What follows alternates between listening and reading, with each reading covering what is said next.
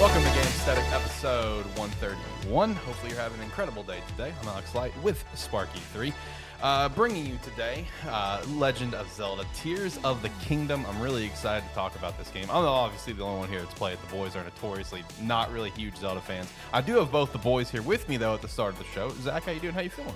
I'm doing good. Feels weird. Haven't heard the opening song in a while. That is true. Haven't heard it in a while since you've been coming in late for a while, but it's good to have you here at the start, man. Then we got John. John, how are you, man? Hey, you could have just stepped outside for a few minutes. And Yeah, just really, walked just in kind of again. bring it in. I mean, I could. I just enjoy walking in and yelling about something. Whatever it is, whatever we're talking about, just yell about it. Yes. Yeah, just your grand entrance. How's everyone feeling today? Everyone feeling good? I'm doing good. Woke up from a nap about an hour ago. All right, I bet. So nice and refreshed or a little groggy, one of the two. A little bit of both. Fair enough. So yeah, gonna be talking about Tears of the Kingdom. That's gonna be the main thing that's gonna be on the slate today, and then really whatever else the boys want to chat about. One thing to just note: we will be on a break next week. A couple of others are gonna be unavailable, so it is what it is. Break next week. Be back the week after that. Which I want to say there was something coming out by the time we come back for the next show, but I don't remember what it was. I was gonna look back at the game release schedule. There was something, so I'm gonna have to go back and take a peek at that. But first and foremost, you can go check out some Rogue Energy. We'd appreciate that. Referral link down below. Tiger's Blood did come out. We're all drinking right now. The boys are a little iffy on it, which is fair. I feel like it is. It's not a taste for everyone. Strawberry, watermelon, coconut. It is primarily watermelon, in my opinion, with that strawberry coming right behind it, and then the slightest hint of coconut. But you boys aren't really feeling it though, which is fair. It's not for everyone. I also don't know how much you put in here because I just kind of handed you my shaker and walked away. That's true. That's true. Just a full scoop amount. I didn't know if you like to go more powder because I'm more powder. Certain flavors I do, not all of them. See, I'm more powder. I always go more than a single scoop. That's me personally, but a single scoop is that one serving.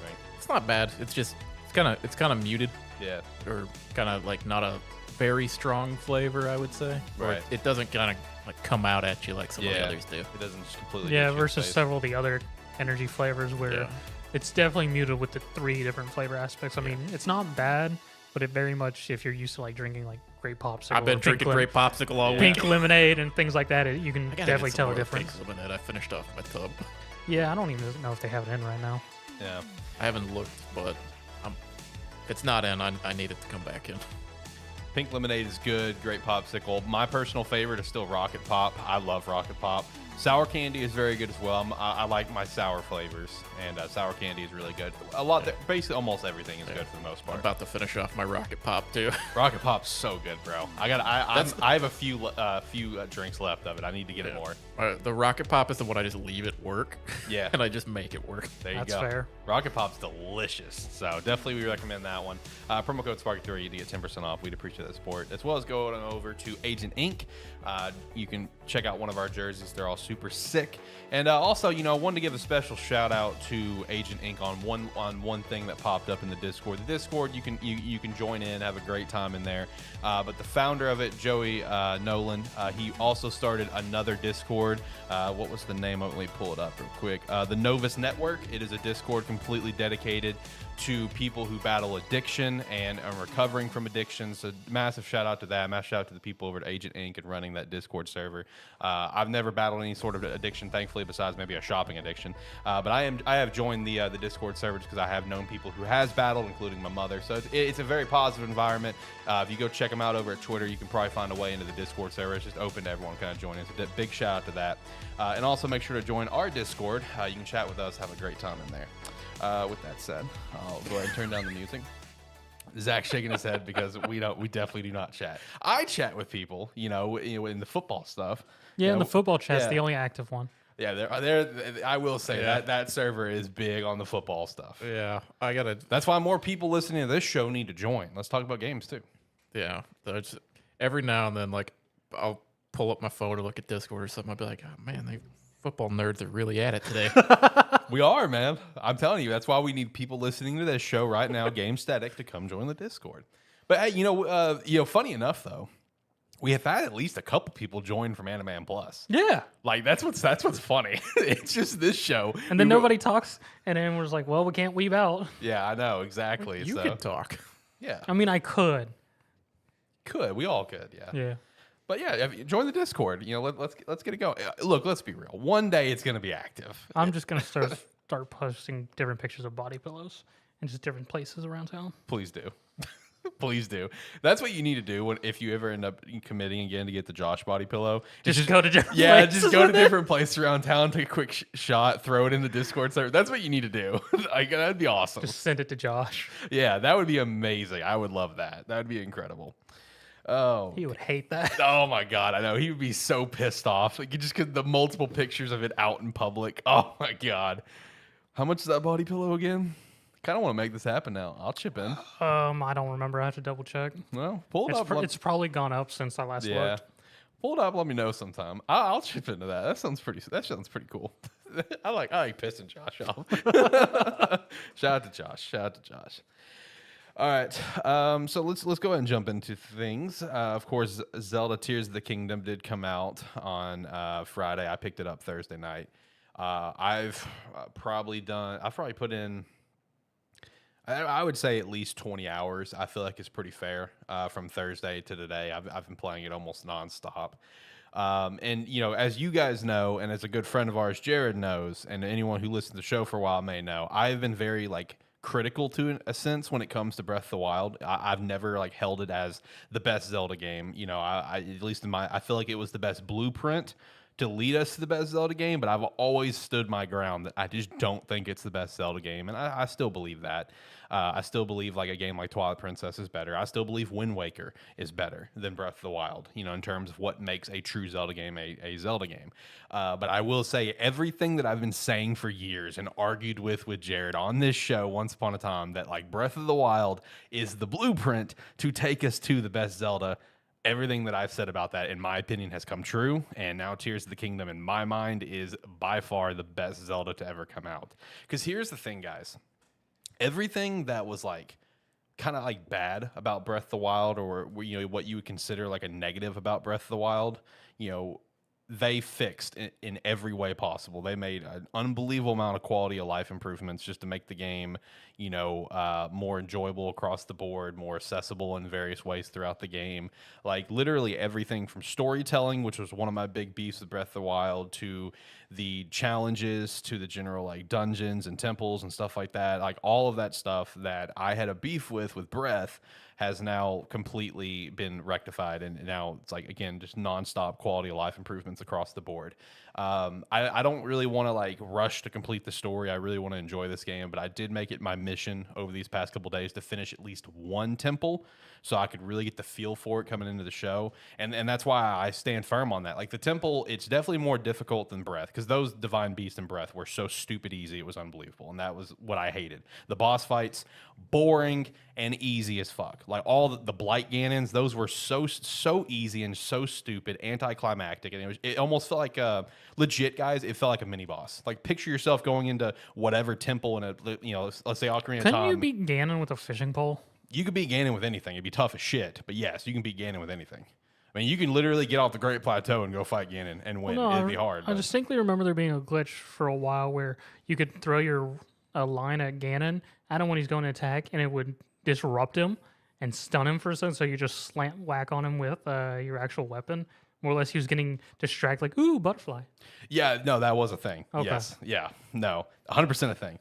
But seriously, doing the first temple that I did, I also want to throw this out, which this could be a negative for people, I feel like, because the whole mindset between Breath of the Wild and Tears of the Kingdom is the game is open, go do your thing. You know what I mean? I did try to go off the path, because the game does point you in a direction of here, go to the Rito village first. It's no, I want to go to the Zora area first. That sounds cool. So that's where I went, and I got up to the area leading up to the temple. Bro, I'm talking I was getting viciously OHKO'd. Like no shot did I stand any chance. Then I end up, I was like, all right, I'm gonna have to come back to this, and I just kind of traveled around the map and stuff, and I finally made it over to the retail stuff. Had no issues going through all of that then. So that is kind of a negative in my opinion. Is like, yeah, okay, maybe it feels like the game does kind of point you like, do this. So I also want to test that theory because I believe the next one I'm supposed to go to, I think might be like the Goron Village. I could be wrong. I'm gonna try to go to the Gerudos next. So you did with it what I did with Fallen Order. Yes. Yeah. I mean, it's kind of the nature of like open world games, and that it's like there's the obvious path to go. It's like, yeah, you can go over here. Yep.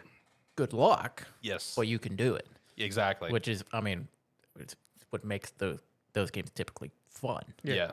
Which, like I said, I don't mind it, but I definitely see where people could view that as a negative. You know what I mean? Because like I know with Breath of the Wild, I think for like the Goron, Zora, and Rito, I feel like those three are honestly pretty interchangeable in Breath of the Wild in difficulty. I would say the hardest one is definitely going to be the Gerudos, and that one's not even that much harder. Yeah. But like this one, I definitely felt a scaling difference. But that's all I've only seen two. And like I said, I want to go to the Gerudos next and see if it's going to be the same thing. If it's going to be like I'm getting my shit wrecked. We'll see. But doing the first temple, first off, the process of getting there was very challenging, but in a very fun way. A little tedious getting there, but it's still very enjoyable. The actual temple itself, definitely a lot bigger. I finished it fairly quickly, but I could definitely see where some people may get stuck on it. You know what I mean? Where they may get a challenge, because you really do have to remember everything that you have at your disposal to do, because if you don't, you may have some troubles, like the ultra hand and the fusing and stuff. If you don't remember that to use this all the time, you may get stuck at times. But I will say the boss fight, huge up from anything in Breath of the Wild. In fact, it's probably one of my favorite boss fights I've ever done in a Zelda game. Like, it was a ton of fun. I had a great time with the boss fight. It felt super epic. It felt like it was like high stakes. I had a really fun time with the boss fight.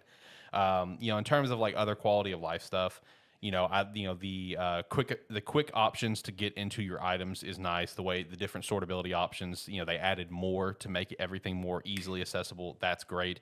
Giving you the ability to have multiple forms of important things with you, like a pot. You throw out the pot to cook. It's one use thing, but also getting those little capsules. You get it all from a capsule machine, a Zonai capsule machine up in the sky. All super easy to get, all super easy to access.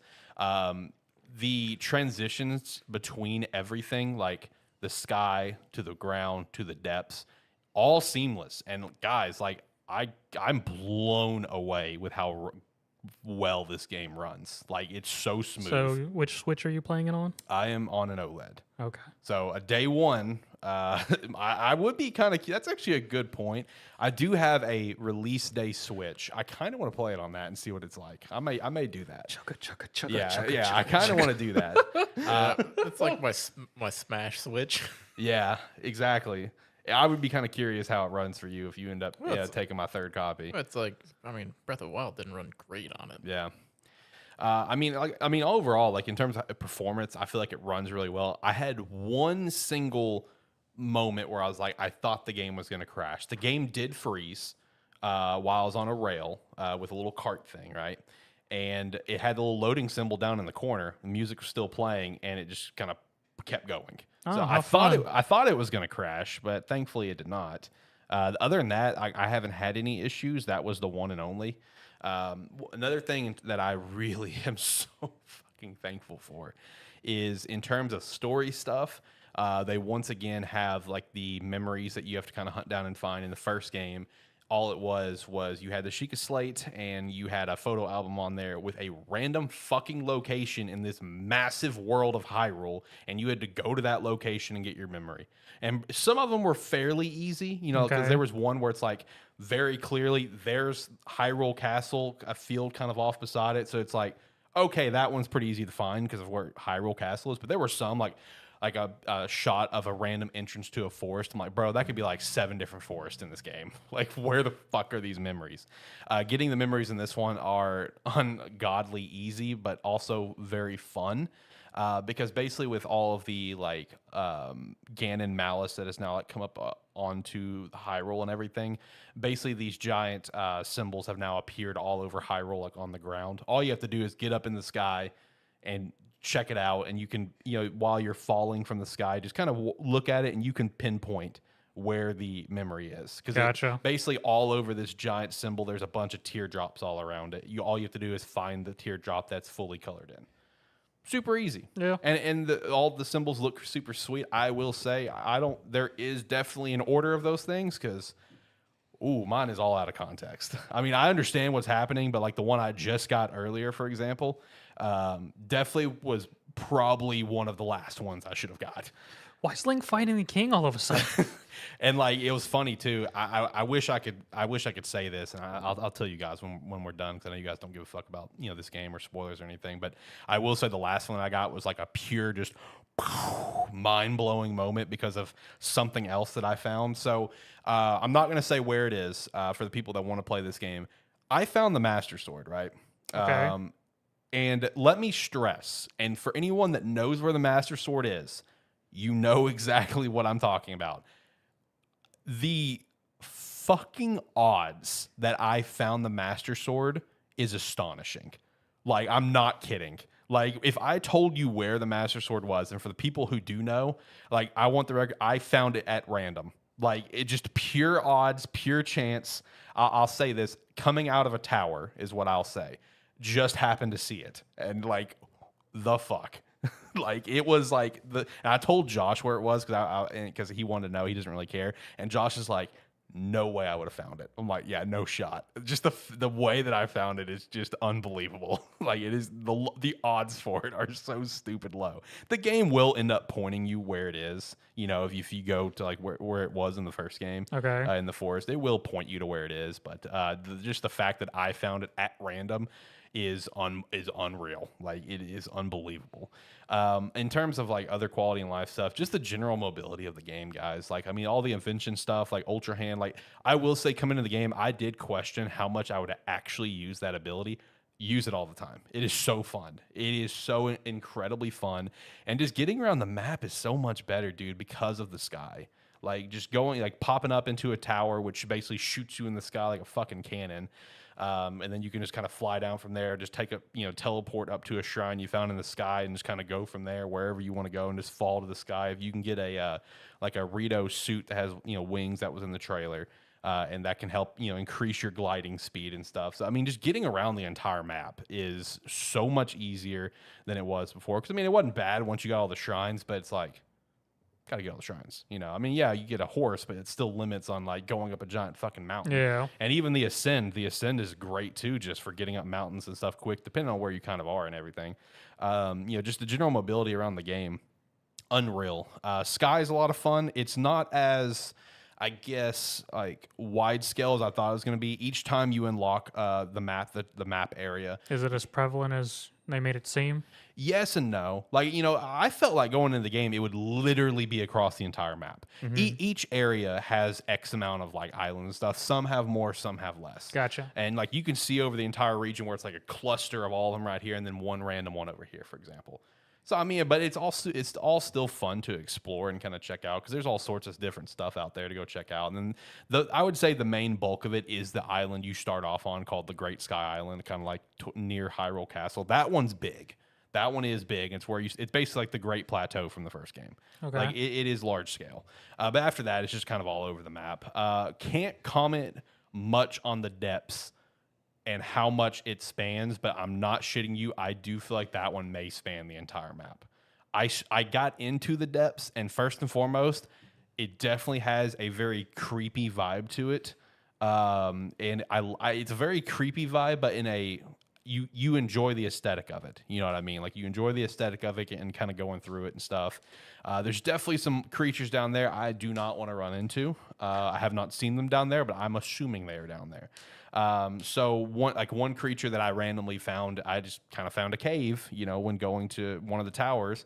Go down there, there's a shrine in the cave. Okay, cool. Let's go get the shrine. I don't really want to explore the cave right now. Get the shrine so I can teleport back. So I'm walking up to the cave, and just a giant pool of malice appears on the ground. And I'm assuming I didn't get a chance to take a fucking picture of them to add them to the to your book, whatever. But I'm assuming they're wall masters is what they are. But there's just like hands pop up out of the malice with little eyeballs and stuff. I happen to be out of arrows, so that they might be easy to kill.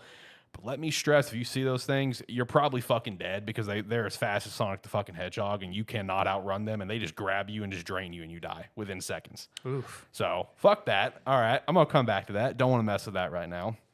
The game definitely has that level of difficulty. I have definitely died a handful of times for sure across the entire map. So it has enough difficulty for you to enjoy, but not completely hate the game. As if like let's say it's like a Souls game where it's just ungodly difficult for certain players. Myself would be one of those players. But every like I said, literally everything across the board is just better. Just the amount of quality of life improvements they did. Story is very engaging, especially with what the context clues I've continued to get through my out of place memories and figuring out what happened. And honestly, figuring out what happened with the first memory I found to what happened to Zelda. I lost it because my brain immediately, I'll say this, my brain immediately went to a Team 4-star special of Dragon Ball Z Abridged episode of Bardock. What triggers Bardock to go Super Saiyan in the Team 4-star version? That's what happens. And I immediately just went and took that clip and I sent to Josh. I'm like, Zelda when she wakes up. If you know, you know. I'll just say that. But the story. Hey, listen. Not that. No, fuck off. Fuck off on that front. But no, the story is very engaging so far. The combat is very fun. And one thing that I'm very thankful for as well, the shrines in this game, which are, Zonai shrines, whatever, very, very fun. Definitely over the Sheikah shrines. The Sheikah shrines, man, was a drag. Like you do the first X amount, whatever, and you're just like, okay, yeah, these are kind of fun. I like little puzzles and stuff. And then when you're trying to get more and more, let's say to get all the hearts you need to pull the Master Sword or whatever, and you just want to blow your brains out. Like they just got very boring and very repetitive, And so far for me, I mean, that effect could definitely still come into play, but just because of the Ultra Hand and the 1 million ways that you can possibly solve a puzzle, because trust me, I've definitely walked into an area, right? And I've seen the correct way to do something where it's like, okay, you need to do this and attach this and just do that and you're done. But I'm the guy that wants to, what other ways can I complete this? Where I just get like, okay, let's just get all this wood and make the longest fucking bridge possible if I can. How long can I make this bridge so I can get across this area? Or get up this giant, can I climb it up with this instead of just simply strapping the rockets to a thing and getting up? I try to find the dumb ways to do things because that's more fun to me. Like it is like a million ways to complete something.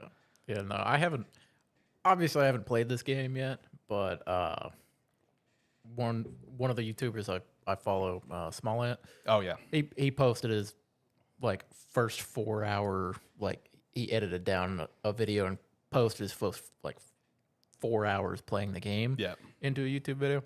Watched that this morning, and of course he speed ran Breath of the Wild, so he was like testing to see what glitches were still in it, what was patched out, and that. And then he's also very much of, they want me to do that, I'm not doing that. Yep. Because like there were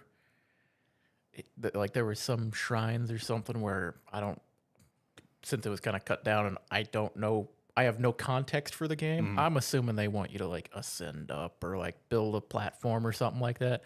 He had found bomb flowers already. Yeah. And so he'd fuse them to the shield and then like go to surf on it and go like jumping high up. That's amazing. I love that. And then like the rails that are on there where you can like build the contraptions and like hook to them and that.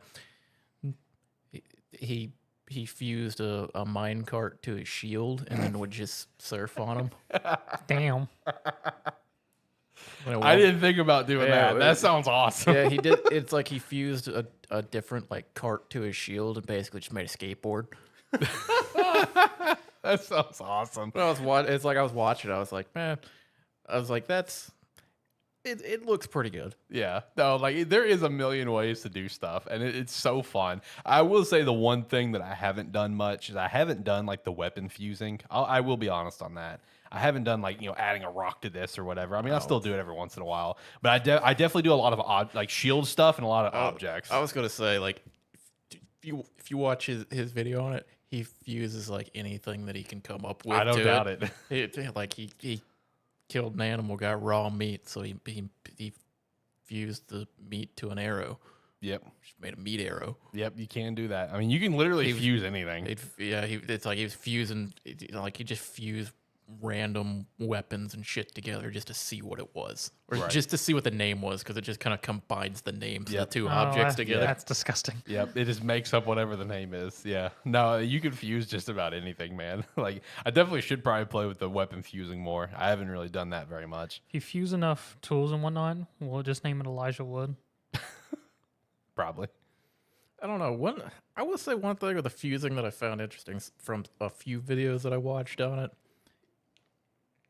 I don't know how getting weapons and stuff in the game really is, because I know Breath of the Wild, it was like, it's like you go to these locations and here's like the really good weapons in the game.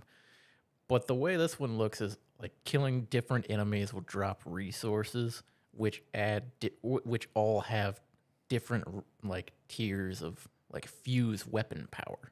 So like boss enemies or like higher tier enemies will drop stuff that when you fuse it to another weapon will give it more damage. So I'd be curious to like what combinations and stuff actually end up being like making like super powerful weapons. That is a good point. Yeah, because like when it comes to like getting weapons, unless you're fusing everything that you can possibly find, getting weapons to start is a little on the slow side. So yeah, I mean that is where the game does kind of push you to want to fuse and just create the best kind of weapons that you can with a stick and a rock, or whatever the case is going to be, or sticking a monster part or a Zonai part. I mean Zonais, they drop like a little blade piece, which those are the blade pieces that you put into the capsule machine. But yeah, because like those materials and stuff that drop, it's like all of them, from what I could tell, had different like fuse weapon ratings or fuse armor ratings or something like that. Yeah, so like you'll pick up literally any item, like just a piece of meat, and it's like one fuse rating, whatever, or so I'll add one to whatever, one defense, one attack to whatever you add it to. You pick up like certain Zonai part, and it's like you'll add +6. I mean, it says it on literally every item. Yeah. So that is kind of an interesting part about maybe just creating your own like superpower weapons. And then whenever you get the auto build ability, which I haven't gotten yet, I'm sure I could probably easily get it. Besides going to the Ritos, like I've been very off on my own path where I have not done the story content per se. So I could probably get it very easy, I would think. I don't know how late in the game it is. I feel like it'd probably be pretty early. At that point, you could probably just make your weapons immediately. Okay, yeah, you probably do. There's certain things that I have no clue of. Certain things I have no clue of. That's for sure. But there's unlimited possibilities to this game, which that was really the big draw for Breath of the Wild for a lot of people. It's just the different ways to handle a situation. This game amplifies it by like 47,000. I mean, it's unreal, just the amount of different ways that you can handle every single possible scenario. I can't stress enough. This game is incredible. Best game on the Switch for sure, especially because of the scale of it and the time it's coming out. The fact that we are in 2023 with this software that is very clearly aging, and Nintendo knows it's aging, even if they won't come out and flat out say, yeah, we're aware our hardware is shit right now. Flat out say those words. The fact they were able to accomplish what they were is unbelievable to me. And I will say this, like, I understand Nintendo is never going to come out right now and say, yeah, we're aware our hardware lacks in major power in the Switch. Like, they're never saying that. They're never saying it. But here's what I would love and hope to see. After we're done with the Switch generation, like when like they're discontinuing like making units, I would love to hear them talk about how they made this game. You know, where they acknowledge, yeah, the Switch had a lower hardware. We're aware of that. I just want to know how they made this game. I really, I've never been so interested to know how a game was made. They still never re-acknowledged how weird it was having the handle on the GameCube. That handle was awesome. But yeah, they've never acknowledged that. Shout out to the GameCube. Love the GameCube. Saw a great video the other day involving Zelda and Twilight Princess and just everything with the GameCube era. Okay. And how Twilight Princess was the game that Nintendo did not want to make. And that was a very entertaining video. I think it was by Manly Reviews. That was an incredible video. Very well put together. Comedic timing across the board was fantastic. But that was an awesome video, because like I know one thing that he pointed out that I didn't even know about this is like, do you guys know of I know we were too young where we didn't get to see it, but do you guys know of that Zelda tech demo they showed at E3 where it's like Ocarina of Time, Link, and Ganondorf fighting whatever, and then after that was when Wind Waker came out? Do you guys know what I'm talking about? I don't think I do. Okay, well, it was like, it was revealed at E3 as like just the next Legend of Zelda. At the time, it looked like super realistic, for the time that it was. Everyone's like cheering their ass, oh yeah, cheering at E3 and stuff. And then Wind Waker happens, where it's cartoony graphics and stuff. So apparently, after that tech demo came out, the creator of Legend of Zelda, I'm drawing a blank on his name, he flat out came out like at E3 and talked about how much he hated that tech demo because it's just not what he wanted. Wind Waker was literally made because he's just like, this is what I want. I want this. I want cartoony graphics. That's the style that I want, not a realistic Zelda. So I thought that was actually pretty fascinating. I thought that was very, very fascinating. But no, with Tears of the Kingdom, though, best game on the Switch, I would say by far. And in my opinion, just because, I see how history goes and stuff. This game's winning game of the year. I mean, it's winning game of the year. There's nothing else that's come out that will compete with it, and there's nothing that will come out that will compete with it this year. Like Starfield, doesn't matter if they land, if they perfect that landing in every way possible. It's not winning. It's not. Final Fantasy, not winning. I'm calling it. I will gladly put money on this too. And it's not just because how much I love it. It's one, how much I see what the game has accomplished and the general reception of it. But then also, I'm just looking at history. I'm just looking at history for it. But I mean, the other thing to look at is you have to look at expectations with it. So if Starfield does land, it will be the best shot. If it does land it and it's the 10 out of 10 game that everybody's hoping for, then you're taking basically two games that would be similar in like giant open exploration, play how you want to games and that. Just one of them has 10 years of hype. True. And one of them is 5 years of hype. Well, not even necessarily like 5 years of hype, but 5 years of a game that is exactly what people expected it to be. Yeah, just it's a really, that's fair. It's a good game, but it's what people expected it to be. Whereas if the expectations are landed with Starfield, it's a massive difference. That's fair. And then Power World comes in and sneaks through for Game of the Year. Do we know even a window for that? Nope. God, I want to play that game. So you talked about wanting to know how they made. Yes, Tears of the I Kingdom. want to know. Well, here's the thing you got to think about with that. You have a team that is solely built around making games for the Switch. Yeah. And they've had damn near a decade to perfect it at this point. That's true. And every time there's a fuck up, they go back to the drawing board. And they've probably been working on this game for 6 years. Yeah, no, honestly, yes. So it's like they've had half a decade to just perfect it with what they had, because nothing has changed with the hardware. No. It's like, so they've known exactly what they've been working on and had time to test it in every way imaginable. Yeah. Yeah, you're right. About 6 years, maybe even 7. That's probably right. Because I mean, this like one beef everyone has about this game is that we've seen these comments for like almost a year now, where it's like, this is going to be a big DLC of the game. I can tell you, it's definitely not a big DLC of the game. And this game did start as a DLC. It was going to start as a DLC 3 for Breath of the Wild, but the scope became so big for it. That's when they decided to, they got the green light to just make a new game completely. And that's when they just kind of just did everything. And I will say something else that I was kind of curious about is Hyrule, since it is the same map. there is a ton of differences. Oh, yeah. There's a ton of differences in the base map. I could, like, even watching videos on it, I could tell, and I've not played more than a couple hours of Breath of the Wild. Oh yeah, like that's something I've noticed. Honestly, at this point, besides not counting like the main like let's say villages and stuff like that and everything, I feel like it's harder to find things that are the same in Hyrule than it is things that are different. In my opinion, like, I feel like the map is overall pretty different. Just because of various things that's transpired over time. You know, some areas kind of rebuilding and everything like that. You know, I definitely see where it's very different. And I will say I'm like excited to continue to explore the depths because I have not gotten into it very much, but I'm looking forward to getting further into it because that one I do think that one stretches across the entire map. Like you can basically go under the depths in this area and you can probably pop up. Like let's say you go into the depths over in the the Gerudo Desert, which is like in the bottom left. I feel like you could probably pop out like at Elden Mountain up at the top right of the map. Like it might stretch that far. Damn. Like it very well might. I don't know. It could be blocked off per region, no clue. I haven't gotten as far as I want to, but it very well could stretch the whole thing, which would be very cool. And honestly, at this point, with how I'm looking at the scale of the game in general, I'm willing to bet that it does. So that's actually pretty exciting and probably kind of scary. There's probably a lot of freaky things down there. Like Redeads are back. So I'm looking forward to encountering one of those for the first time because I don't think they've actually been in the game since... they might have been in the game in Twilight Princess as like a special enemy, but like as a normal, like regular, you can find them every once in a while. Probably Majora's Mask was the last time they were a normal enemy. Ocarina of Time, Majora's Mask. I think that was it. I don't think they were in Wind Waker. They might have been in Twilight though.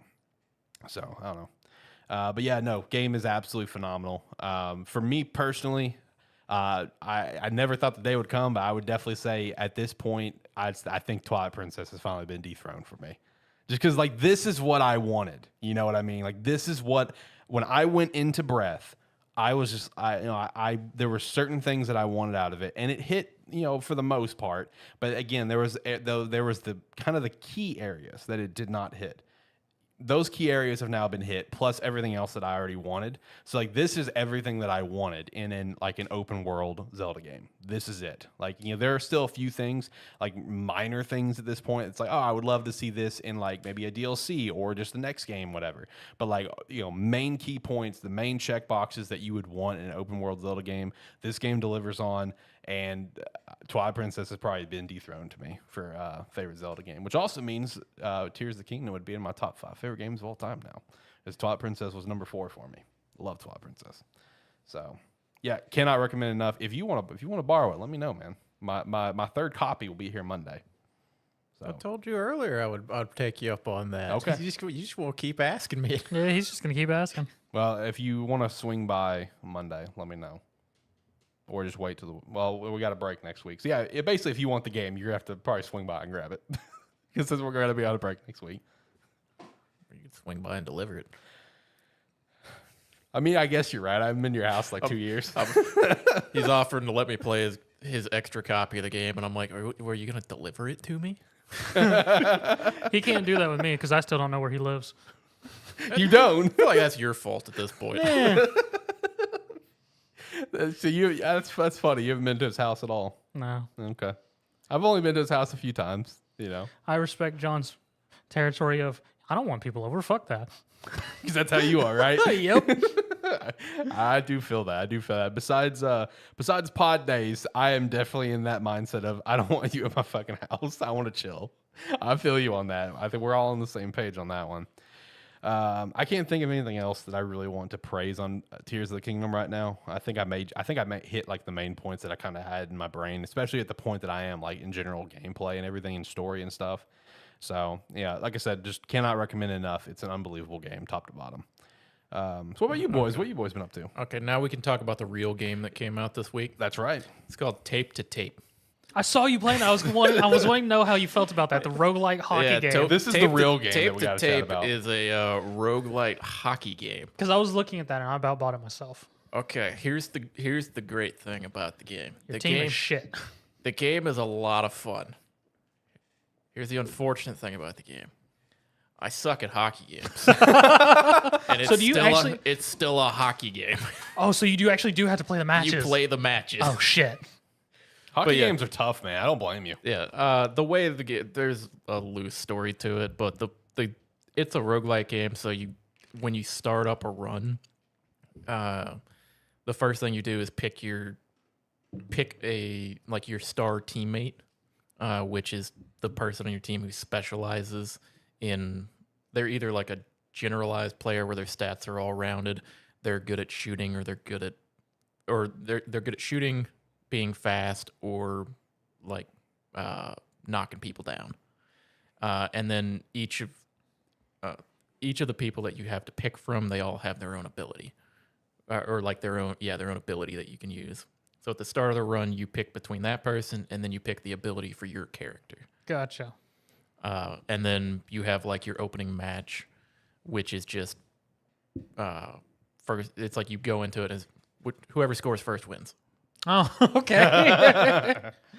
And then you have your typical like roguelite map. The first zone is very simplified, where you have one option, then you have two options, then you have like your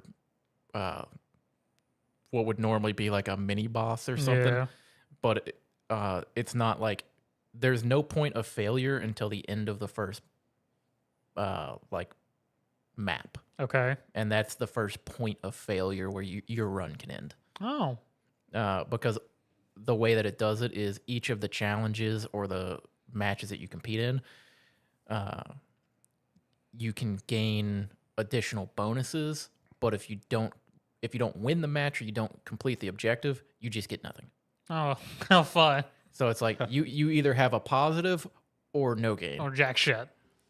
But yeah, it's just a lot of fun. It's like some of the abilities in the game, or the only ones that I've played with so far is there's one that you can have where it's basically a dash.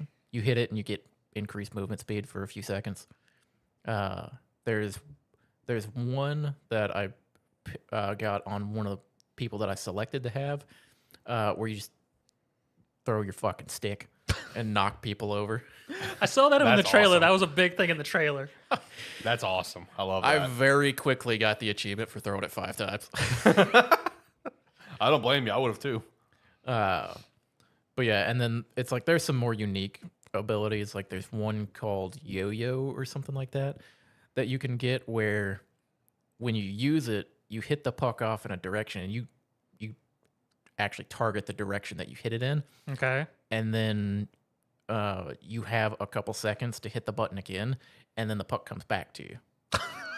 But if it's not going to directly come, or it's not going to like teleport back to you or anything. So if you hit it off and then someone else comes over to where the puck is or gets in the way of the line back to you, they'll just take it. They'll take it, yeah. So it's like it's a very fun ability, but it's also one where it's like you can very easily just give the puck away. Yeah, it's all from like the trailer for the game. There's some very weird abilities and bonuses, like because I know there's like a special one where you can just bribe the ref and the ref starts playing for you. Yeah, I haven't seen that yet.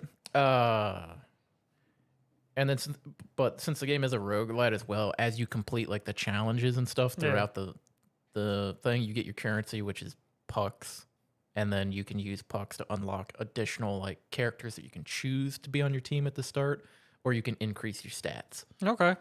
Because your stats start out shit.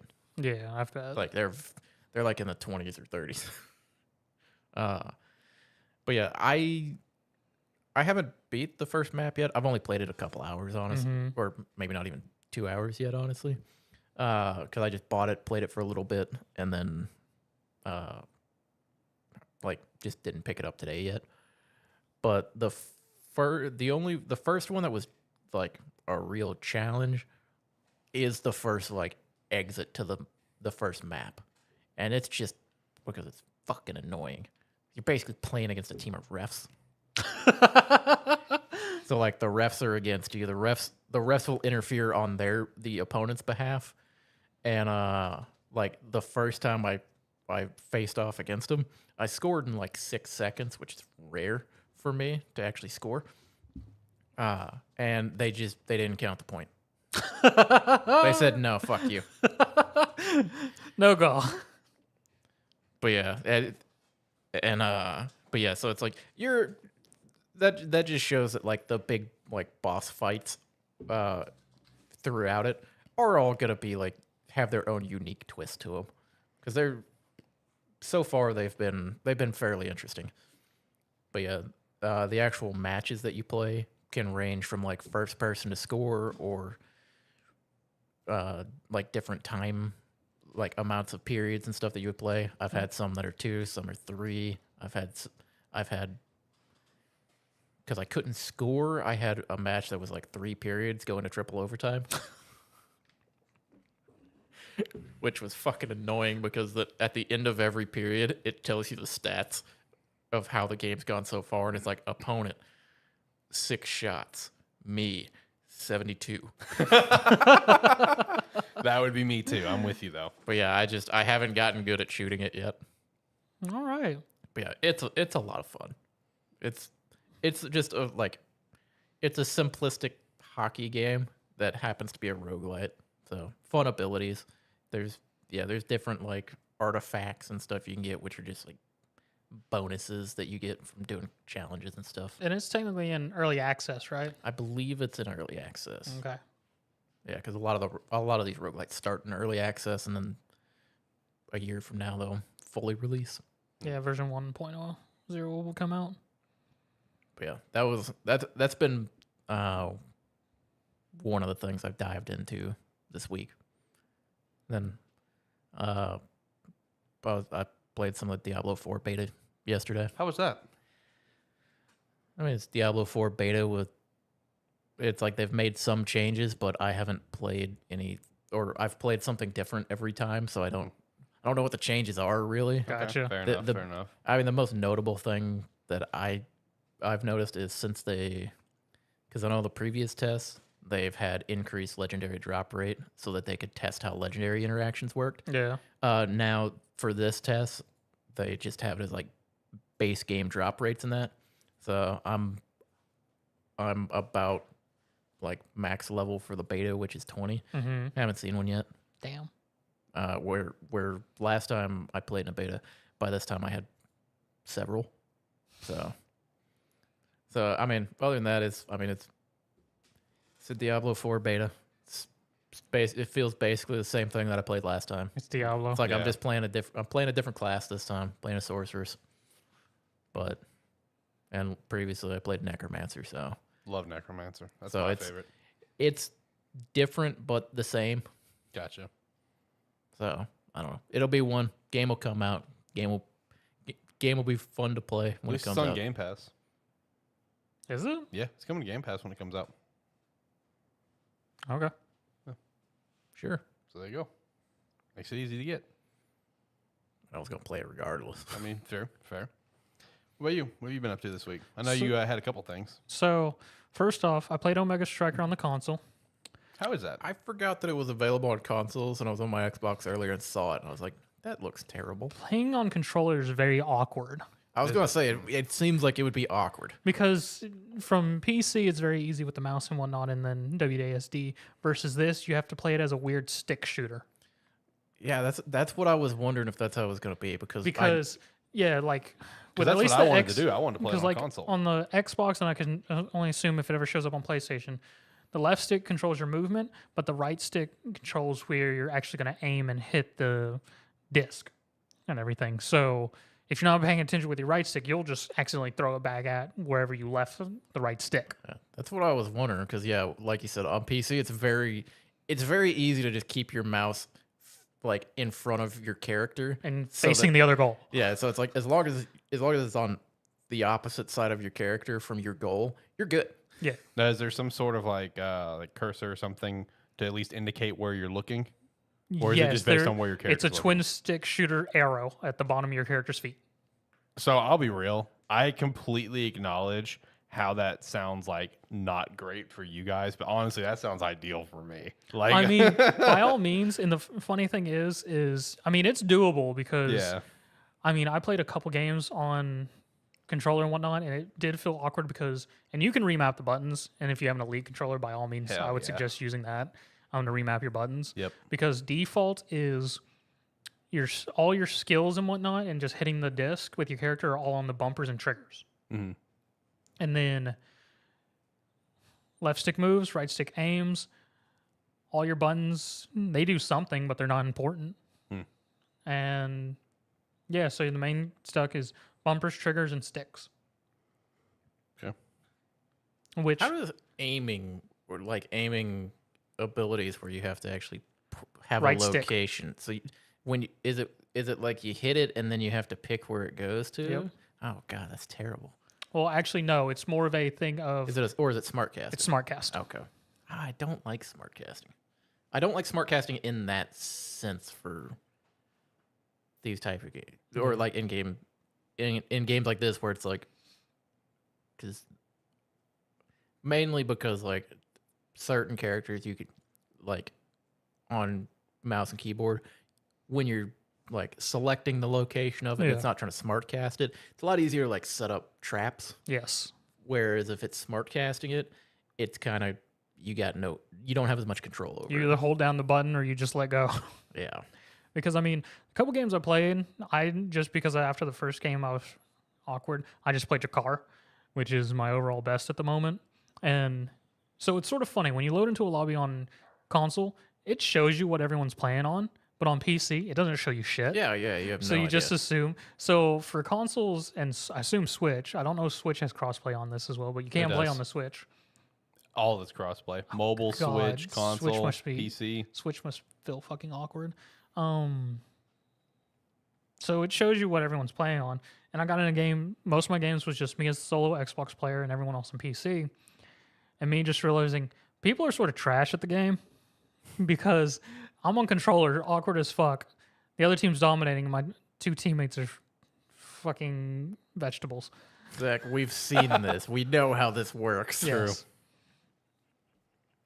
So I'm trying to compensate on a controller as your car to get anything I can out of it.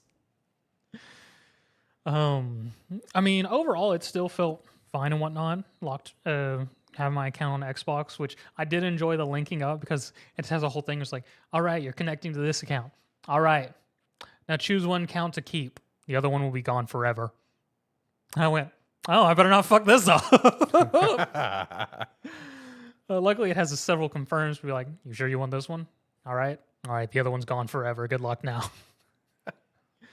And then it's terrible. Yeah, no. That part, yes. And then it's sort of interesting if you are on multiple things because, as Alex mentioned the other week, it only lets you log into your account on one. Yep. But it's a very quick switch if you want because it'll pull up the main screen with all the nice art with everyone. And it'll just be like, sign into account on Xbox. You switch it. The other one will go back to the main screen. Just have a button that says sign in on Steam. Yep. So it's actually a very easy, quick switch. And after they're linked, any experience and whatnot just carries over. Okay. Yeah. It's just very awkward with a controller after playing PC for so long. John, now you need to try it on console. No. Yes. Why would I try it on console? I wouldn't for the characters he plays. Just the for characters, experience. there's a reason why I was saying I don't like smart casting because it'd be fucking terrible for the characters I play. Just for the experience. Other than that, I did want to mention a game I mentioned several months back, Evercore Heroes. It's finally getting a full update in terms of being to play it. It's actually going to have a closed beta on June 20th.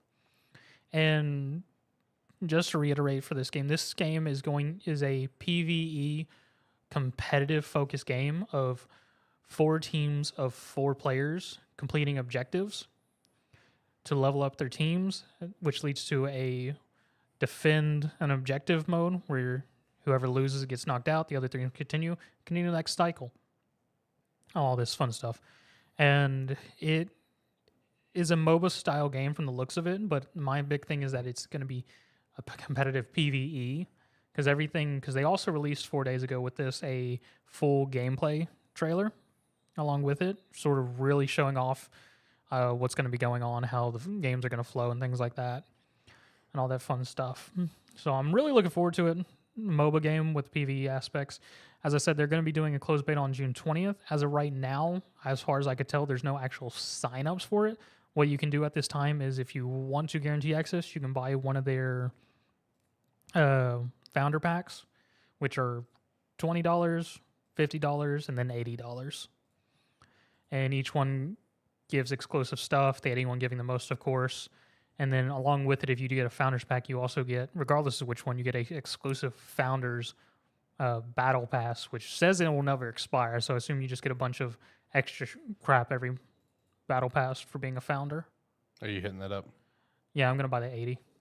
Because along with the 80, it also gives, each one gives an extra code for people. But if you buy the 80, you get 3 extra codes, so you can field a whole team if you have friends. I'll probably end up getting a Founders Pack too. This is a game, like you said, you mentioned before, and Yes. while I haven't followed it heavily, I looked into it initially, and it's been on my radar. I mean, you can find quite a bit of information on it now, especially because for a while they've had the specs and everything for all their characters and abilities and things like that. I mean, I like MOBA games, but the standard MOBA formula has sort of burned out for me. Yeah. Well, we've played a couple weird variations on Yes. it of like PvEVP games. Yes. Because I know you've looked into them before, and you're like, hey, let's try this, and I'm like, sure, and then it's usually weird. Yeah. But yeah, I know we've played several like that before. But yeah, it's like I'm like you. I like the MOBA gameplay style, but I'm very over the standard mobile or like MOBA formula. gameplay and formula in that. I mean, I don't mind it from time to time, but Yeah, every once in a while, it's not bad. I'm very much looking forward to this closed beta in June. And as far as I'm aware, it's not going to be under NDA, so we should be able to talk about it. Will you want a code, Alex? Yes, I would actually. Do you have multiple? Yeah, if I buy the 80 pack, I get 3 extra codes. Oh, yeah. I mean, I literally. Yeah, he was saying that you were playing on the monitor over there. Yeah, sorry, I was messing with some stuff over there. figured. I But yeah. apologize. So yeah, no. So I have enough code to field a whole team, I'm down. and plus get a bunch of extra stuff. Because from everything they said, if you go ahead and buy a Founders Pack now, from at least what it seems, there's not going to be any kind of server reset. So anything you earn in this, you'll more than likely get to keep, as just far keep as your it account seems. progression in that. Yeah, as far as it seems at this time. Yeah, I'll take a code. I appreciate that. Other than that, the only other thing I messed with recently is a game called The Pale Beyond. Yeah, I saw you playing Yeah, that. you mentioned that to me. Because I think you bought that like around the same time I bought Tape to Tape. Yes. Because that's what I've been messing with the last couple of days, is The Pale Beyond, which is a hard narrative survival management game. So more or less the pretense is, it hasn't really stated the time period, but it's sort of mostly mercantile period before any sort of like real industrial stuff starts hitting. More or less the game starts you with a job interview with the captain of a ship, and you answer a couple questions and whatnot as in this interview style to set up your character of what was your background on ships, what kind of, were you born as a seafaring person on land or a bit of both, and all this stuff. Sort of set up your character's backstory for this interview to become the first mate of the ship.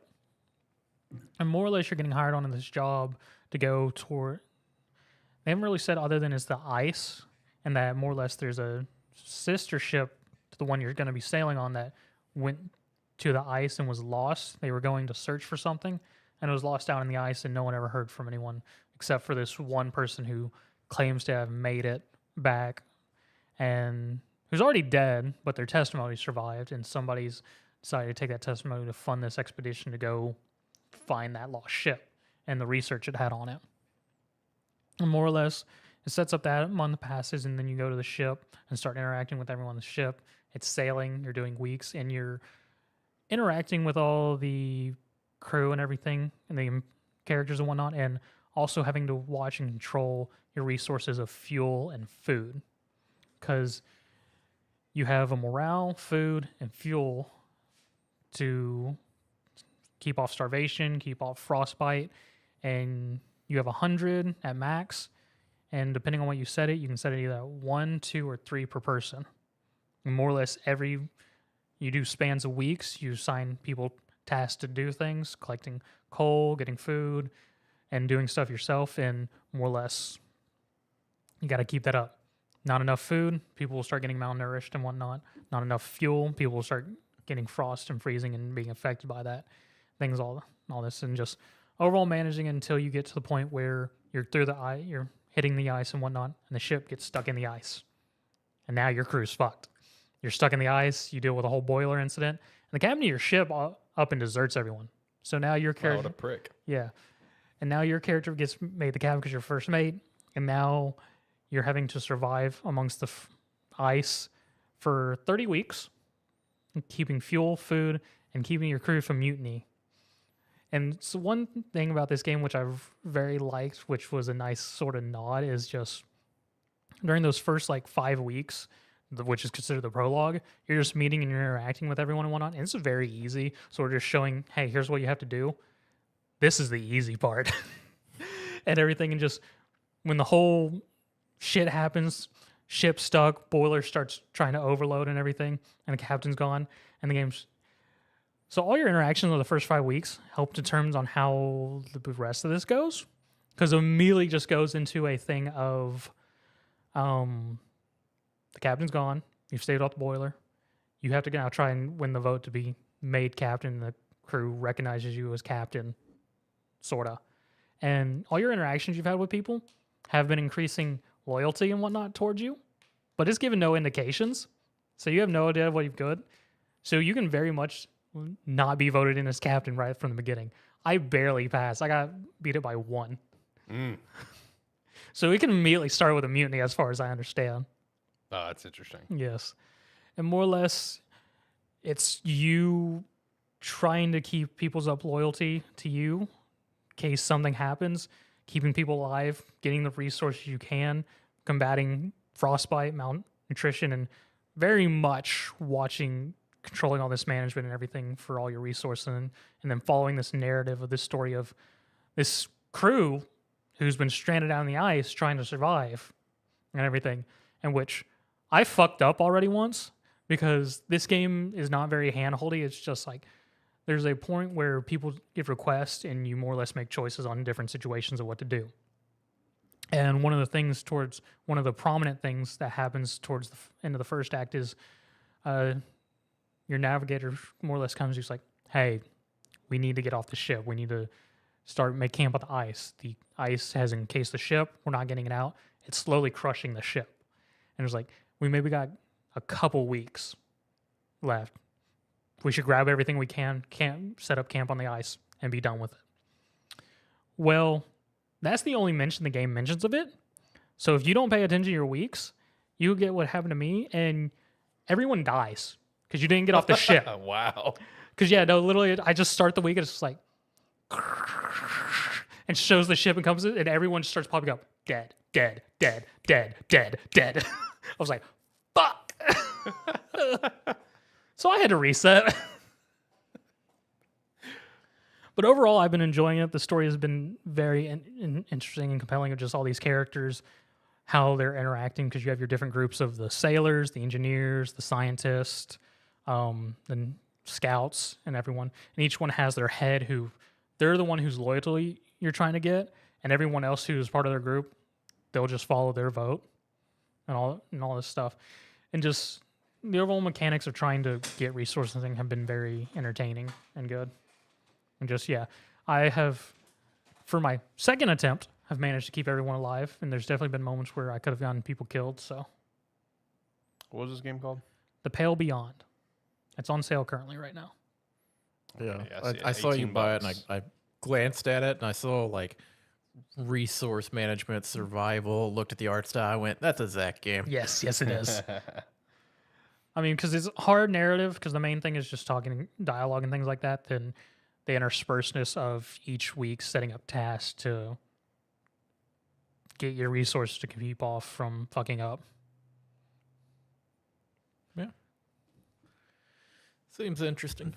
I looked at it briefly. I thought about downloading it, but I've kind of been in a what do I play mood. Seemed like that. And I looked at it and I was like, I'm not going to do it because I'm not going to pull the trigger because I'd play that game for 30 minutes and then be like, why did I buy this? Yeah. I just add it to my wish list. I mean, it's very much a me game. Yeah. No, I mean, it actually sounds pretty entertaining. That's something I may check out whenever I'm not on Tears of the Kingdom. And which I'm curious how much it does branch, because it's been fairly linear for me. But once you start a game, it saves at every week's start, and it keeps that save. So even if you fuck up like I did and everyone dies, it keeps the previous week 7 save where you can go back and try and prevent it. Oh, when you said it kept the week save, I was thinking it progressed the week. So your save is now everyone dying. It did have that save. I could have just kept watching everyone die. I was thinking that there wasn't a previous save, that it just overrode it. That would have been funny. So like whenever you launch it again, after it just says continue, there is no new game, and it's just a single branching of each week where the save was, and then it also says at the bottom branch 1 of 40. So I'm assuming there's a bunch of different ways this can go if I really want to dive deep and things like that. Like what, 40 different story paths? Yeah, because that's what I'm assuming. I assume because depending on if like you get one group of characters killed, your path is now different than if they're still alive. And then even in the prologue thing, there's several characters you can just fuck off. Like literally, there's a stowaway at the beginning where the captain looks at you and goes like, "What do you think we should do with the kid?" He's like, "You can either keep him and have him on the ship, or you can throw his ass overboard, and now that kid's, as far as you're concerned, dead."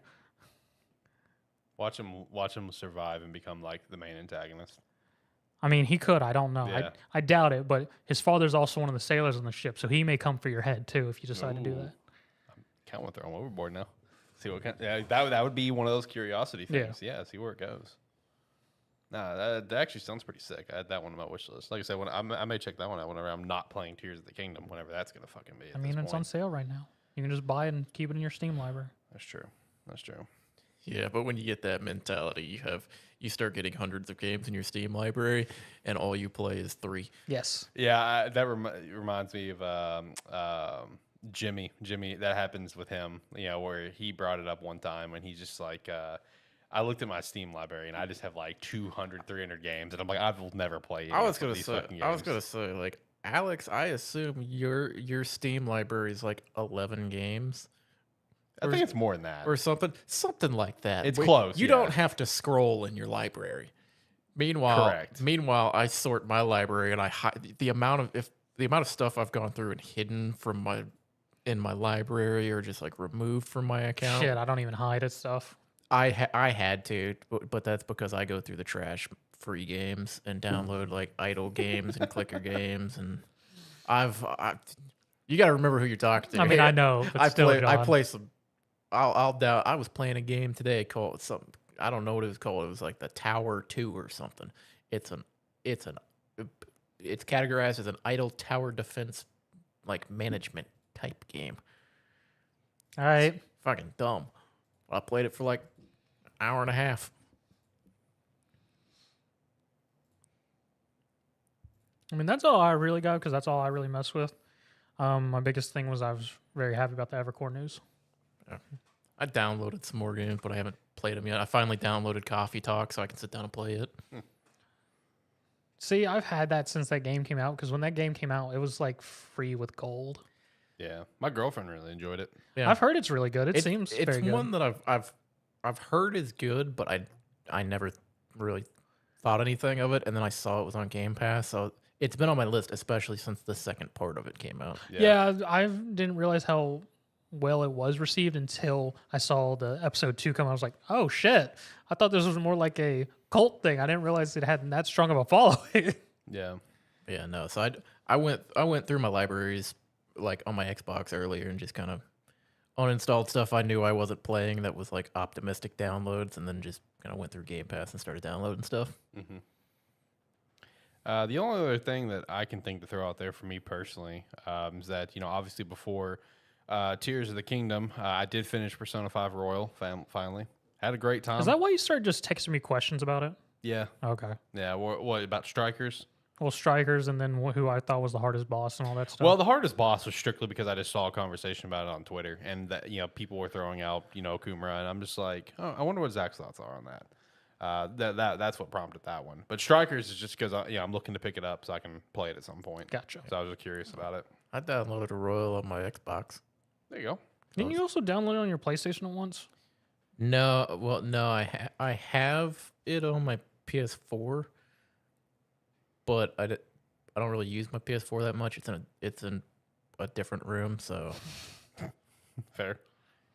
it's hooked up to a TV I don't use a whole lot. Okay. Yeah, fair. And it's free on Game Pass, so.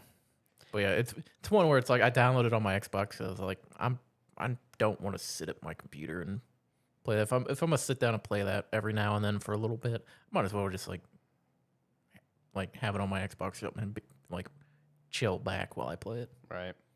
I will say one thing that did like a quick flip for me when it comes to the end part of the game is like I felt like the final palace was almost in a sense like lackluster in like overall like build compared to what we just had happen. But then as it like further progressed and just what exactly is happening plus the final boss fight and everything, my opinion changed completely. I loved the entire final palace stuff. I thought it was awesome. That's my favorite palace in the game. And I gotta say that is one of the best tracks in the game. I mean, the whole soundtrack is great, but I love it's called I think it's called Gentle Madman. Sounds right. That is a great track. I love the music for that palace. That's so good. But no, that final palace was super sick. I do think that the general ending of Persona 5 definitely feels a lot more like high stakes, like super epic, finale. Yes. But the out of curiosity, when you got to that, how many confidants did you actually have completed? not as many as I would like. Because that scene is always better the second time around when you're able to get a lot of confidants. Because it's actually very entertaining just to see how each of the confidants reacting during that reveal scene. That's my only thing that upsets me about my first run. It's just the amount of that I got done. Because, I felt like they're at the end of the game, like I was blitzing them like crazy, trying to get them done. I mean, unless you have a route planned out, it's very hard to do them on a first run. Yeah, because the thing that I'm excited for this new game plus that I already started is like I'm gonna get to max everything out for that because my shoulder. I spent so much time just working. The first run, building up my social skills. Thankfully, I've already kind of seen the ones that I want to see just on YouTube or whatever. The few, there's still some I have no idea how it plays out. The gun shop dude, I haven't watched his. Oh, his is fun. It's from the few that I did, I feel like it's gonna be pretty solid. So I'm looking forward to it, but I haven't taken the time to go watch it. So in this new playthrough, there's still definitely gonna be content that I have not seen. But there's at least a couple of the key characters that I really like that I didn't end up having time to finish their stuff. That I at least know how it finishes. The best ones are completing your teammates' confidants because then it just gives you an upgrade. Yeah, personas. That's the best part in every Persona game. True. Because then their personas are just overly strong if you do build it right. Yeah, especially when they get the other upgrade too, with the royal content. But no, I love the game. That game is incredible to me. That plot twist was so great, completely caught me off guard. Beginning the soundtrack's awesome. I've been very addicted to it recently on my drives to work. Loved Persona 5 Royal. I can't wait to play Strikers though. Look forward to playing Strikers. I know it's different, obviously, more of an actual RPG, or whatever, but still looking forward to it. Just kind of like what you said to me in text, just a nice continuation from the story. So I'm looking forward to getting another chance with these characters and kind of how it goes from there.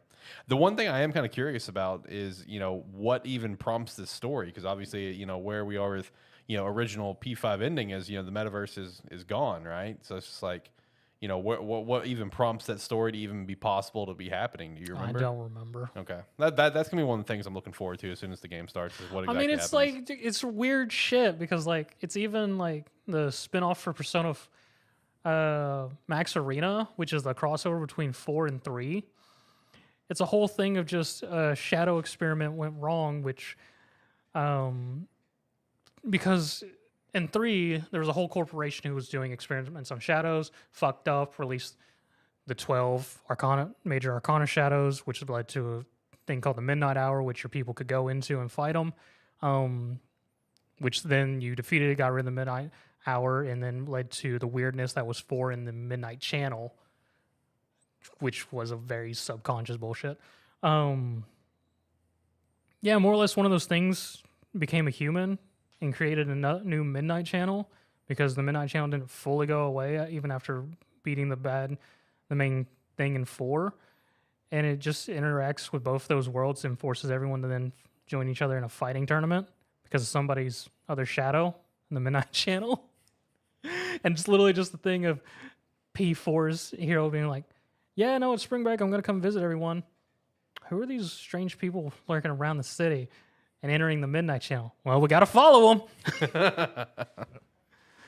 How does it connect in, or how does Strikers connect in, Alex? Because it's basically just we wanted to make more money off of this. So we're gonna make up bullshit. Insert reason why it still works. Basically, I mean that's basically the royal content. Like that really is. That's just basically the royal content, and so, all that starts after the ending of P5.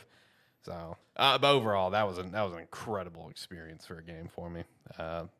I'm playing it right now on Switch, and just every once in a while, like in my free time and stuff, like when I'm laying down or got to be somewhere, whatever, for a little while, I'm playing that playthrough. But then I'm also kind of dabbling in my new game plus too, which look forward to actually maxing out all the because like there's one the Sun dude only did the first one, never did any more after that.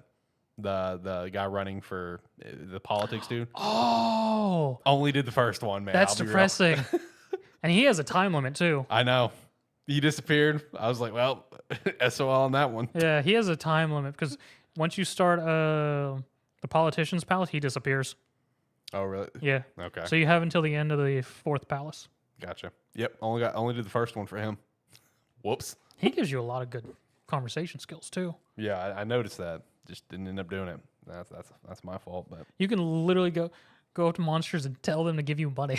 Yep. I don't have anything else. You guys got anything? Ready to hit the weekly wrap up? I got nothing. Nope. All right, let's do the weekly wrap up. Let's get out of here. So first up, this one was kind of random, but it does make sense though.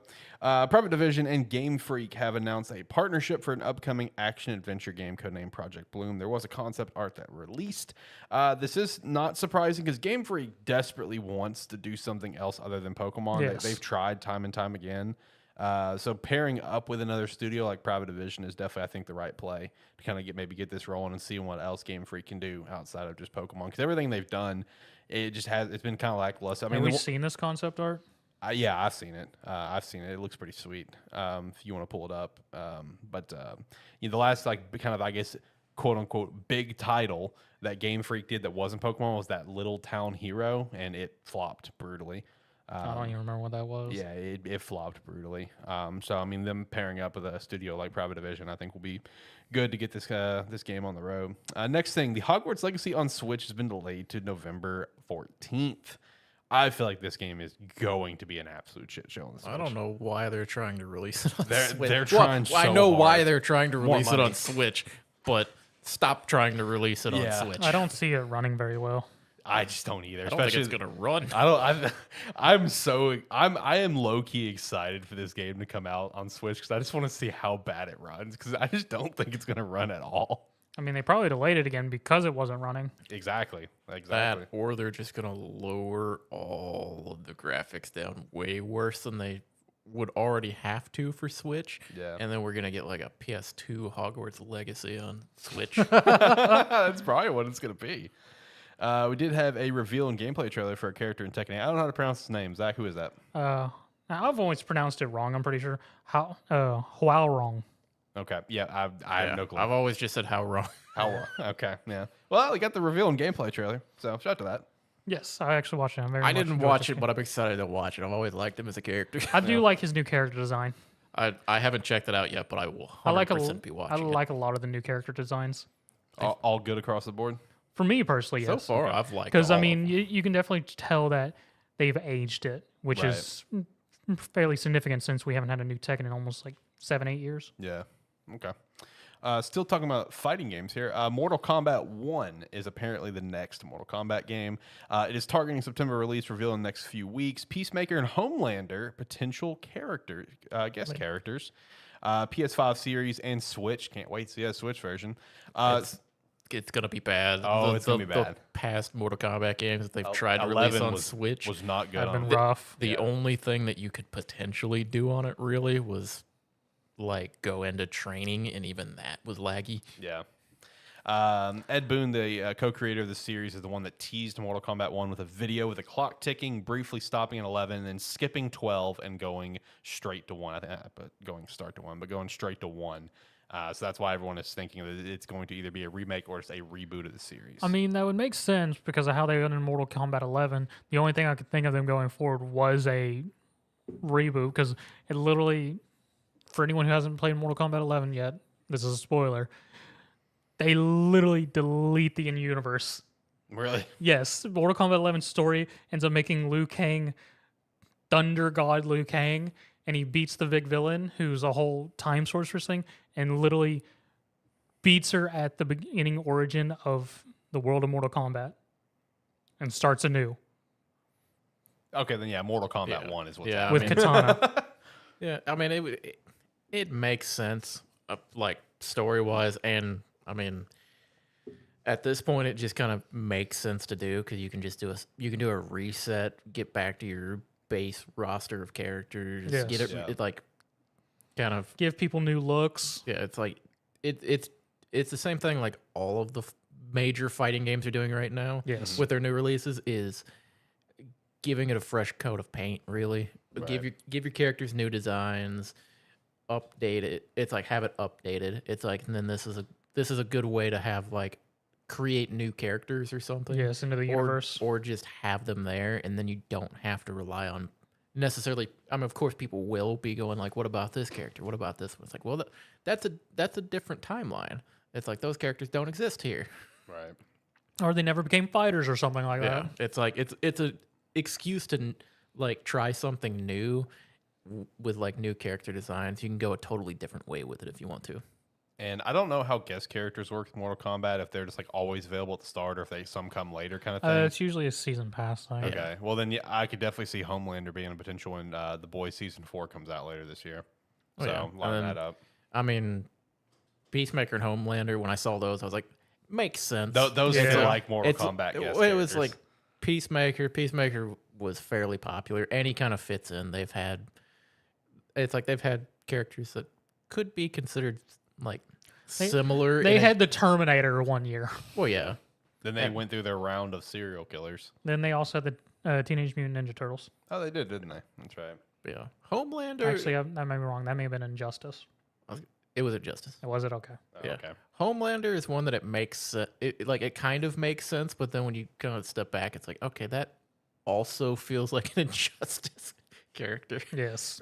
As opposed to Mortal Kombat, but who knows? It'd be cool to have like that different of a character be in there. Right.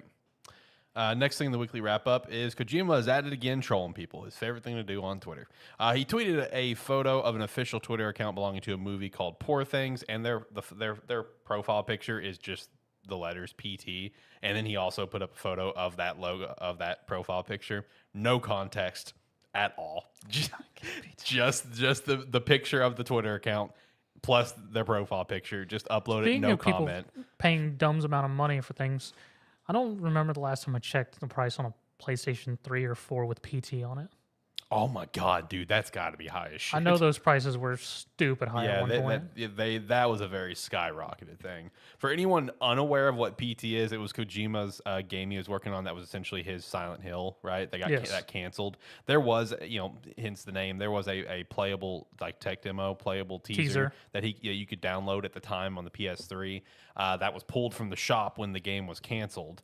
Yes. So anyone who had like downloaded, they still have it. So those PlayStation 3s that have that PT demo run for an ungodly amount of money. It was the start of Kojima and Norman Reedus's budding relationship. Basically, exactly. So a little history lesson for everyone here. Next thing, the company D-Brand has released a set of a clone of the Zelda decals that go from the Tears of the Kingdom Switch that you can put on either a Switch or a Steam Deck.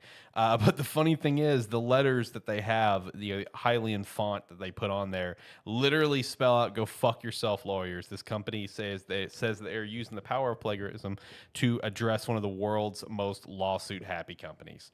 Good luck. That's all I can say to that.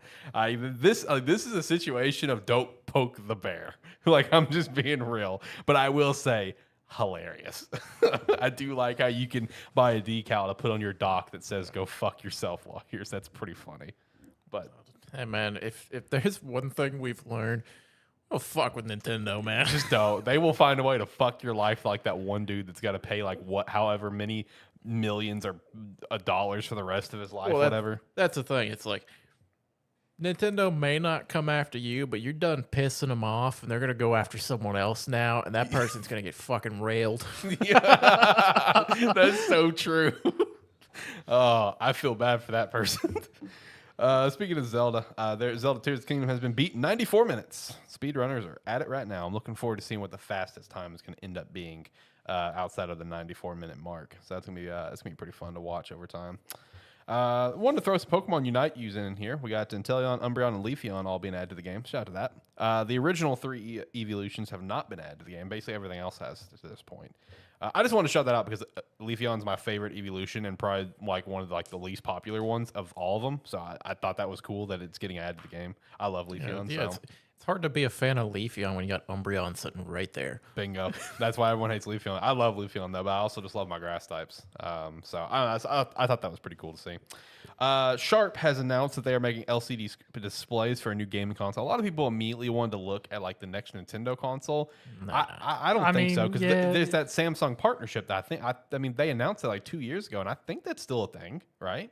Samsung and Nintendo, that should still be a thing in theory. Yeah. Nah, So- we're gonna get the Vita 2. Yeah, Sony not using If their own only. screens, right? I mean, there's that Sony handheld coming, and that was what I immediately thought of. Then I just had the dumb real. Oh, Sony has their own screens. Why would they use someone else? Yeah, but it'd be funny. It would be would be funny. funny. Yeah, it would be funny for Sony's like little handheld cloud streaming, whatever they got, remote play device they're coming out with, not have Sony displays on it. Like that would be funny. But I don't know. Apparently, Sharp's working on something, which Sharp kind of sucks. So we'll see how that goes.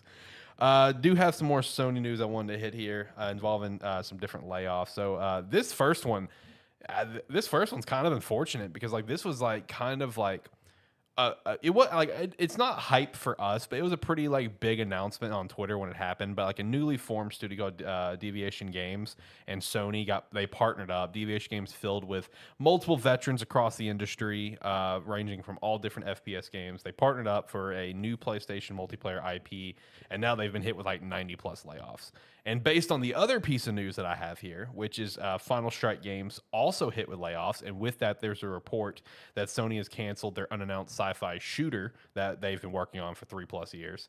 So I don't know. I guess Sony's just going around. Just I have a feeling now. Whatever Deviation Games was working on with Sony canceled it. Yeah. That's my mindset. I mean, the other problem is it's hard. It's like, and depending on what the game style was actually going to be or what the gameplay was actually going to be, it's hard to get into like sci-fi shooters or anything like that right now.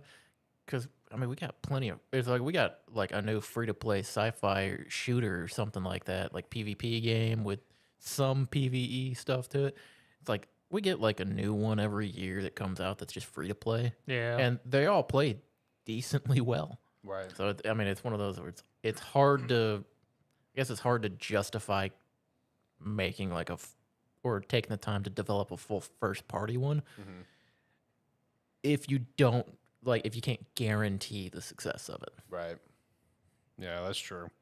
And that's probably what Sony's kind of thinking here with both these games being canceled. Don't even know what Deviation Games was working on. Just it was a new PlayStation multiplayer IP, whatever it was.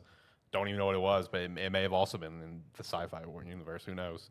So, anyway, sucks for all those guys. They got the layoffs. Hopefully they can find some new jobs pretty quick and bounce back. Next up, finish up the show with just a lot of rumors. First thing, Sony Showcase is apparently set for the final week of May. I think May 26th, I think, is the date that I've seen a lot of. And this is going to be, the big one. Like, this is going to be the one where, like, it's going to set the slate for the next couple years of what we're going to be getting. Obviously, Marvel Spider-Man 2 will probably be the final closeout and just give you a full look at that, a hard release date. But other than that, there's a lot of other titles to look at, like that Rise of the Ronin, maybe Wolverine. I've seen kind of been talked about quite a bit. Ghost of Tsushima 2, I've seen talked about quite a bit. There's a lot of titles that are already confirmed, but we've only got a tease as well as just reported. So this is going to be apparently the big one. Next one, Metal Gear Solid 3 Remake apparently will not be an exclusive, but instead it could be a timed exclusive with a marketing deal, but it should be multi-plat. So I did that. Resident Evil 9, which its working title is Apocalypse, will apparently star Chris and Claire Redfield and Jill Valentine. A lot of people are pretty excited to see them be the stars for this. And then last, ID Software has been working close with Bethesda to overhaul Starfield combat since last August. The combat is vastly in a better state than it was during the showcase last year. When I saw that, I immediately got worried. It is August of 2022, and you completely overhaul your combat. I was like, oh, God. It's like I'm getting more and more nervous. This game is. I don't think it's gonna be bad per se. Like I don't think it's gonna be like horrible, but I don't think it's gonna be like this absolute goated experience like everyone wants it to be and hoped it would be. It's starting to sound more and more like I'm gonna be either that I might be one of the best predictions out here. Yeah, you may have made the best prediction out of all of us by far, because that's the way it's shaping up to right now. Ooh, buddy. We'll see how this goes. I didn't include this on the script, but it really popped in my brain. One last shout out is I saw like the numbers, the projected numbers for like GTA 6 just to make it. It's now going to be crossing like $1 billion to make this game. But the thing is, they'll make up that money in probably a week. Oh, probably. Yeah, because I mean, like in GTA, yeah, like GTA 5, you blew past the budget to make the game in a day. It's like, oh, it's gonna cost us $1 billion to make this game. It's like, dude, you've been the top seller on every platform for GTA 5 for a decade, for the past decade, and that's not even including like the amount of like expansions yep. and like in-game money that you sell. Yep. It's like those packs on their own are top sellers in the DLC category. Oh, true. You want to buy this new yacht we just released? Buy 3 of the big sharks. Yeah. It's like, here's a new plane that'll be $350. Yep. Oh, also, since you said in-game, I'm glad you said that because it reminded me, since we just mentioned Starfield. Starfield's ESRB rating came out naturally mature and gave like obviously all the reasons why. One of them was in-game purchases, which immediately like rose a red flag for people.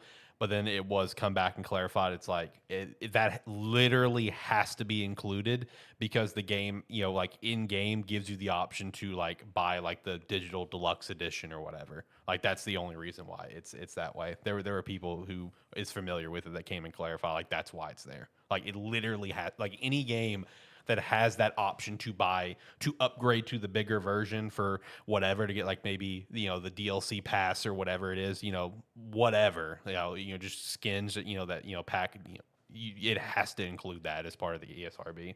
One thing that I thought was pretty interesting with the reasons why is the focus of a fictional drug throughout the game, and like apparently the player will be working in drug labs too. Yes, I thought that was pretty funny. So look forward to see how that plays out. Just like the Payday 2 days. Yeah, there you go. But that's it for the weekly wrap up. Boys, you got anything else? No, I think I got nothing. I got none. All right. Well, like I said, next week be on a break, and then we'll be back the week after that. Which it wasn't a game that I was thinking of earlier. It was the showcase. Okay. I added that showcase rumor like mid-show because I remembered it. Oh, that's what I was talking about. So yeah, when we come back from break, hopefully we will have a PlayStation showcase to break down. And if it's as hype as it's apparently made out to be by literally everyone, I feel like we're gonna have some pretty good shit to talk about. So looking forward to that. All right, hit the music. Let's get out of here. Like, comment, subscribe, rate, whatever your platform allows. It does help, regardless of whether you're listening or watching. Thank you very much. Bye. Do everything he said and more. And if you made it to the end of the episode with us, thank you very much. And if you're catching this after the fact, you can check us out on Saturdays at about 6 p.m. Central Time. We do these live. So you can come check us out then. Thank you. Make sure to also check us out at our website, sparky3.com. You can sign up for free. Sign up $5 a month. We appreciate that extra support. Check out Rogue Energy, Tiger's Blood, of course, Rocket Pop, Great Popsicle, and more, all great flavors. Join the Discord. Go over to Agent Inc. Pick up a jersey. We appreciate everything and anything. Subscribe to the channel. Be a friend. Tell a friend. We'll be back in a couple weeks. Have a good one. Bye.